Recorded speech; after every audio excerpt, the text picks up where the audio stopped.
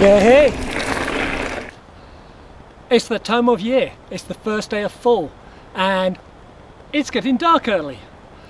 If you're like me, work during the day, family time in the evening, night time's about the only time you get a chance to go out during the week. And so there's no reason to let the night stop your mountain biking. What you need are a good set of lights. And tonight I'm going to show you the difference between bar mounted lights, helmet mounted lights, and having a dual set of lights. I'm going to be using a set I've been running since February this year, the ITUO XP2s. I'm going to run a link at the bottom of the video.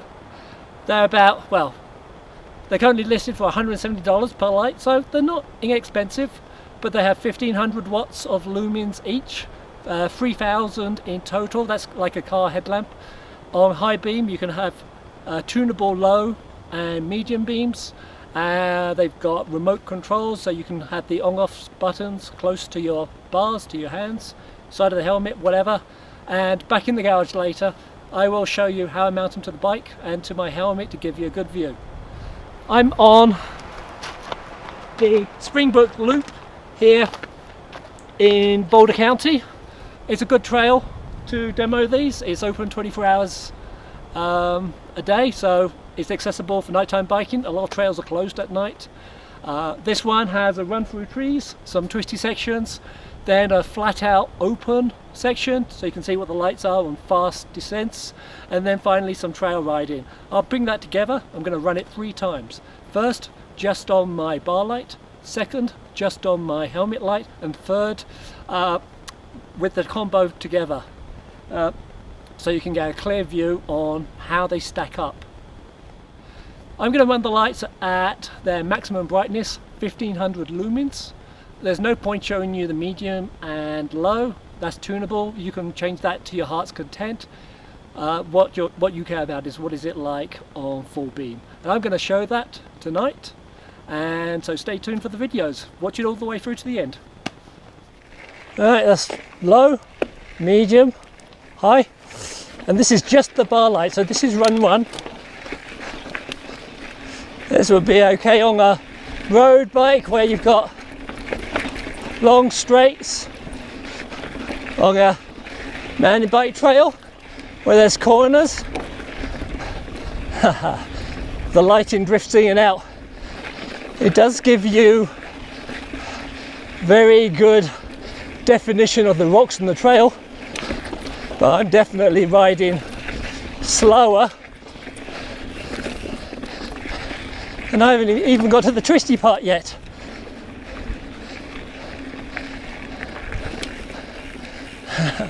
Now I get to the twisties.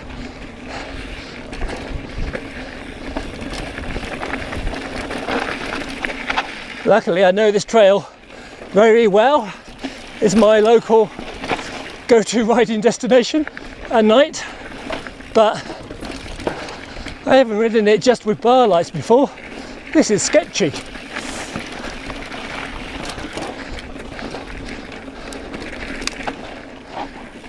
Well, where'd the trail go? It's easier, well, there's a tree there. It's easier to lose sight of the trail because you just can't see what's around the corner. Now, if you were to just ride on bar lights, I'd recommend with the optics just having a wide spread. That means you're not going to be going very fast at night, but if you're only riding a bar light, you're not going to be going quick. The funny thing is, I've been biking on the light since the 90s, since you had battery powered NiCads, and honestly they were a lot dimmer than this, but but the expectation these days is that the lights are so good that when you don't get your normal good, it's like, my god, what happened? So here we get into the part of the wide open section. I'm at 22 miles an hour. Not sure I want to go much quicker at the moment. So with these trails, it's good to know there's not much that can kill you. Might come across the odd bear or mountain lion, but the coyotes will be happy to pick your bones clean if you crash and wipe out. More regular trail features.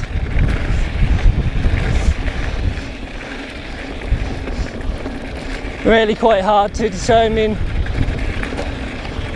where you're going.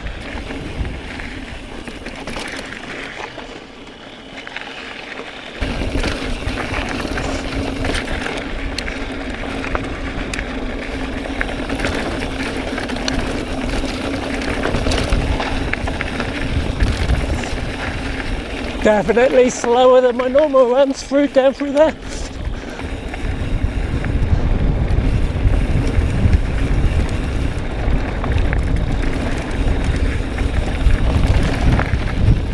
Okay, and that was the run down. Now we climb back up.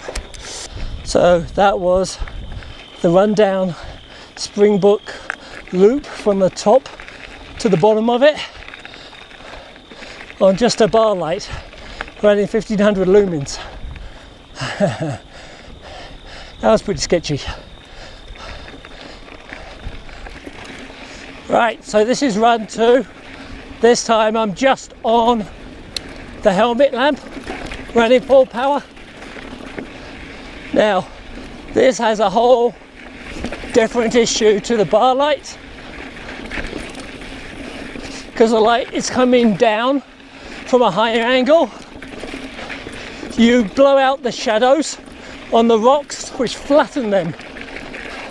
So, that rock there was about 3 to 4 inches in height. You would barely have known it.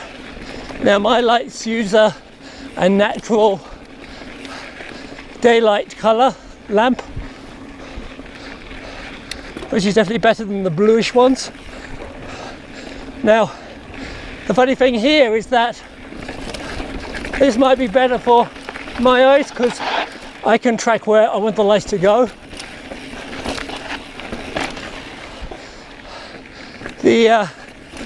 For the camera might not actually track the light hotspot, so it may actually be worse on the video than on the bar lights.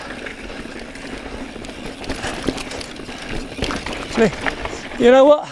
Everybody always says you should do, if you only run one light, run a helmet. And while that is true,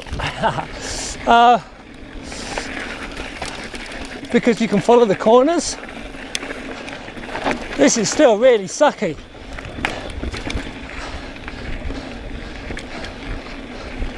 I don't like this at all, really.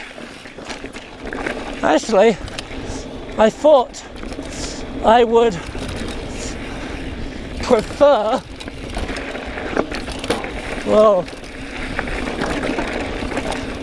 the helmet light.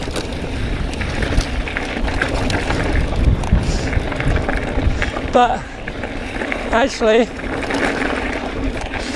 I'm preferring just the bar.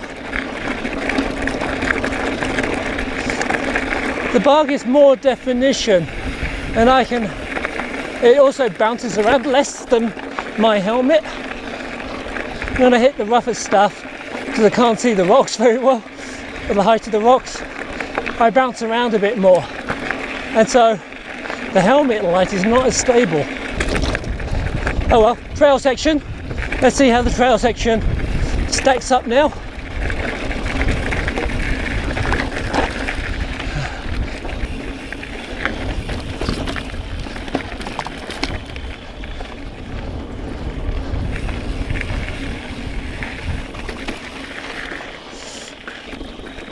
This feels so slow.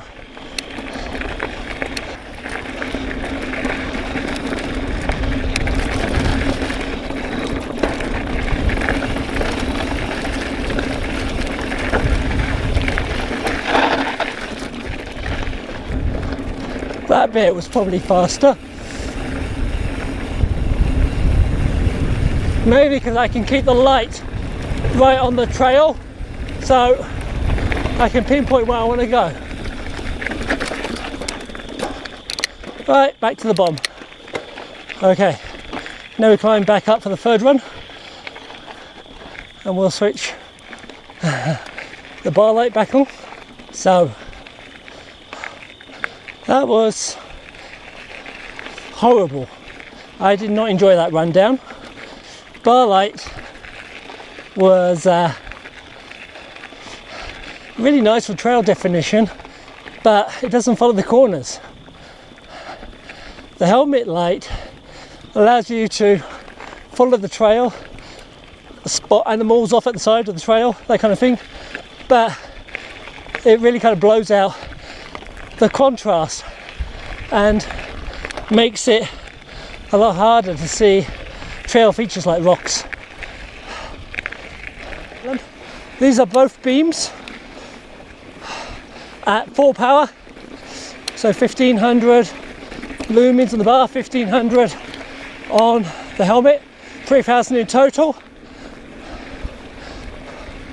Already you can see that we got just much better definition.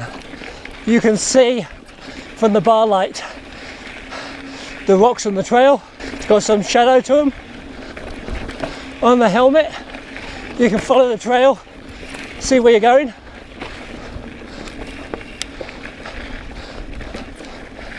Alright, now we're getting to the twisties.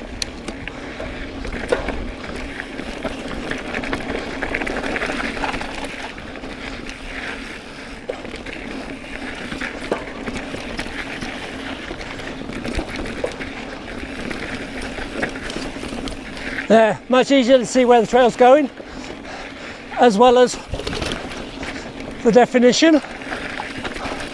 Now, what you have to do though, you tend to get into the habit of just rotating your eyes or rolling your eyes to where you want to look when you're riding in the day. That doesn't work with a helmet light on. You have to swivel your neck, the whole head has to move, so you need to get used to not just looking where you want to go, but pointing your head where you want to go. That way you can see both the trail immediately in front of you and then where you want to go. That was the twisty woody section. Now we're getting back out onto the wide open plain. I'm going down here a lot faster.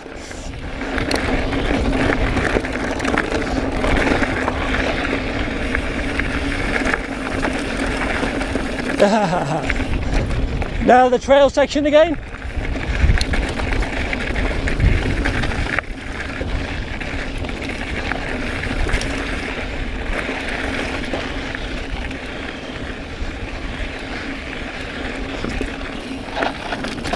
Oi.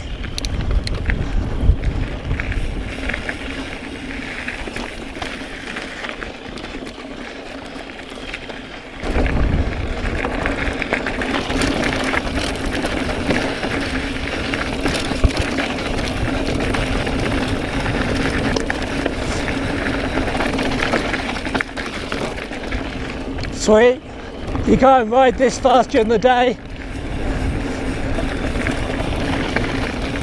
Yeah, we're back down. Woo! That was the Springbrook loop on dual beams. So we're back in the garage after the night ride. I think looking back at the videos, you can tell that, well, it's a no-brainer really, that dual lights work better than a single bar light or a single helmet light. Now that said, obviously my dual lights were twice the power of a single light. That's going to make a huge difference, but still, if you only had the money to buy like one really powerful light or two dimmer lights, I will go for two dimmer lights. Now, how have I set this up on my bike? Well, my lights, the ITUO XP2, comes with a mount for the bar. I personally don't like that. The way I mount the lights to my bike, I have a K-Edge Garmin mount, and then underneath the K-Edge I have a GoPro adapter. The GoPro adapter connects into the light. We've got a quick release mechanism here, The light itself has a remote control, which I wind down, so it's like one press for on, and then you can cycle through. So that's high or low, medium, high, back to low, medium, high, and you can press, you have to keep pressing it to either get into special mode, which is flashing, and then keep it held down and finally switches off. So you can't switch it off. If you come across somebody, you can't switch it off quick. It takes about 5 to 6 seconds to switch off. But this is how I have it mounted here. One thing I like is out front of the bike. I used to have it on the bars, and I'd find things like cables would flap in the way of the light, casting weird shadows.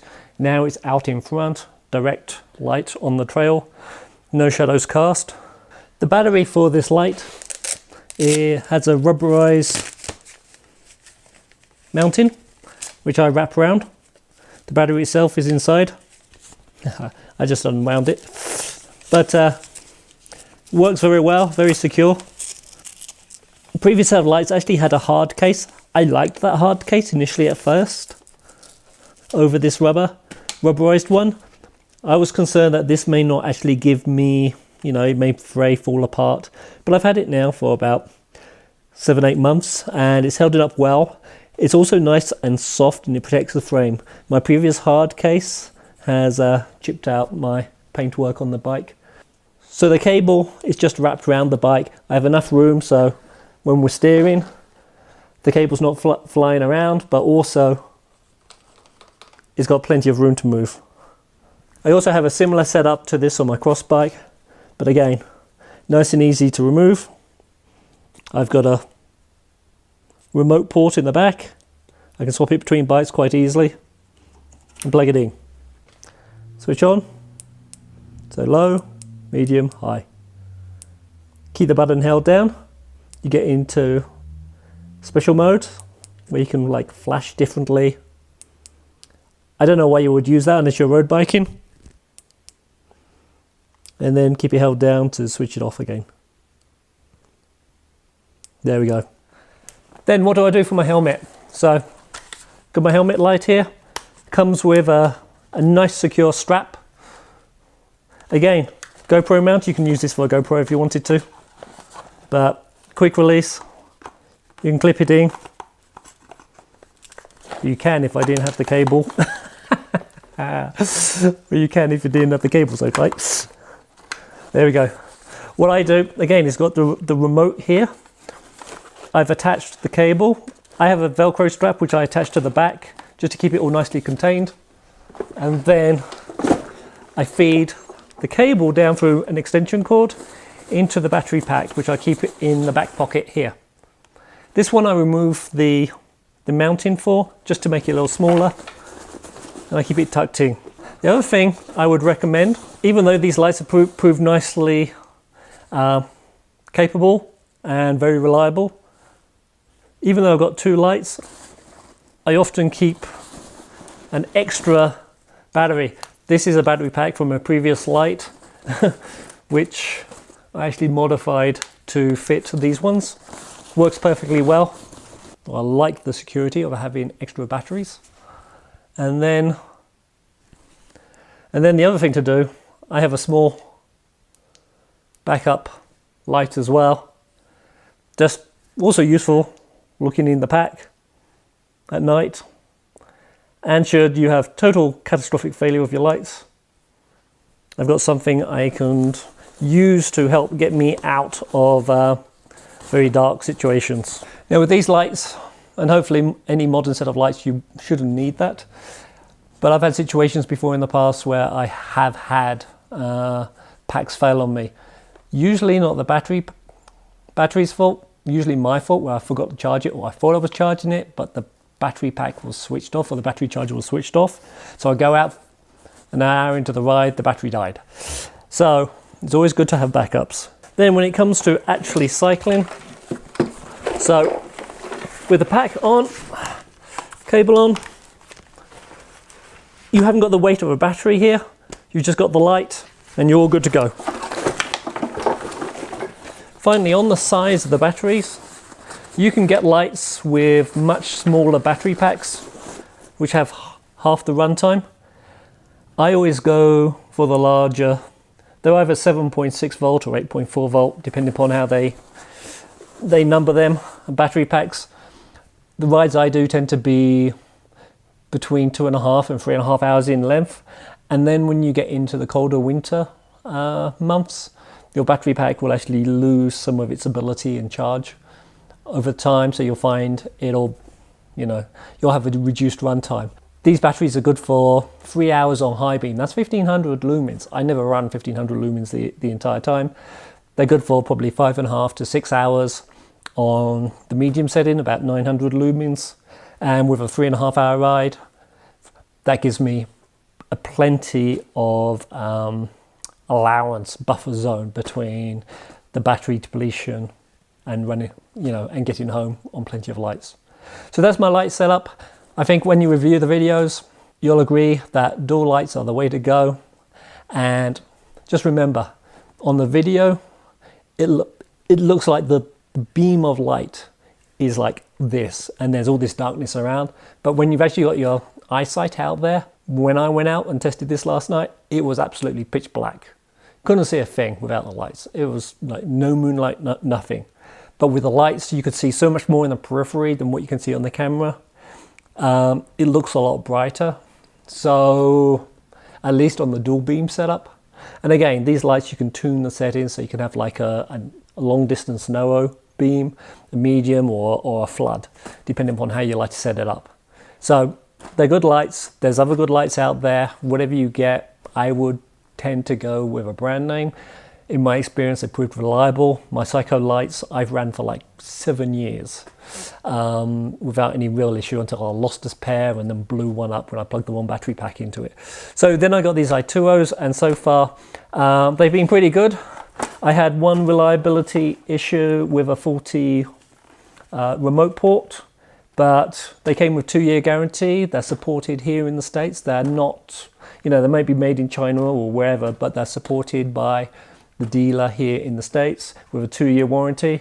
I waited until the time was convenient, sent it back to him, and turned it around within a week with the port fixed, and they've been very reliable ever since then. So I think it's worthwhile spending the extra for the warranty and the American support. So that's it. I highly recommend you get out and do some night biking. It's the greatest fun ever, and you'll find that your daytime riding will improve as well.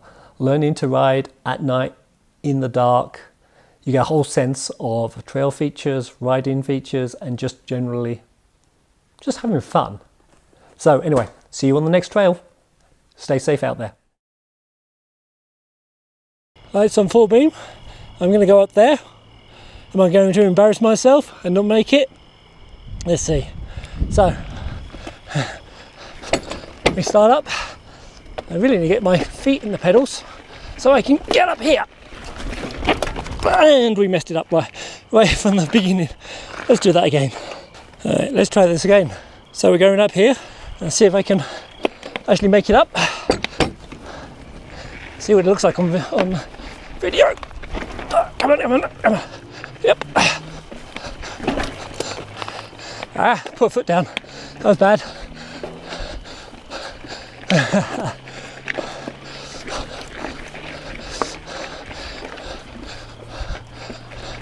It's really not that bad. I'm up.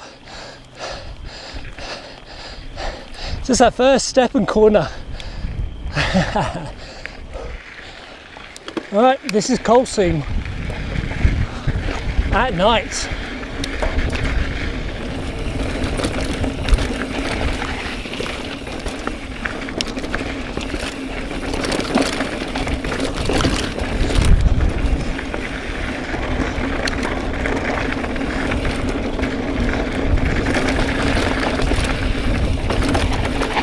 Hey, watch those rocks.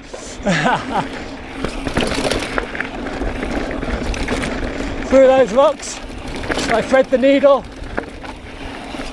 just hop those. Right there.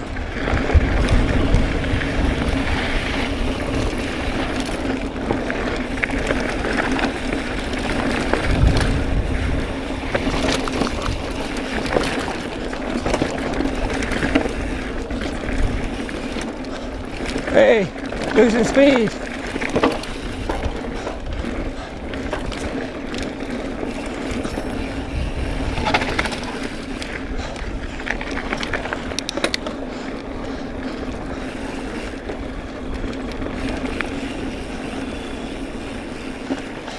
That was short and sweet. That was coasting.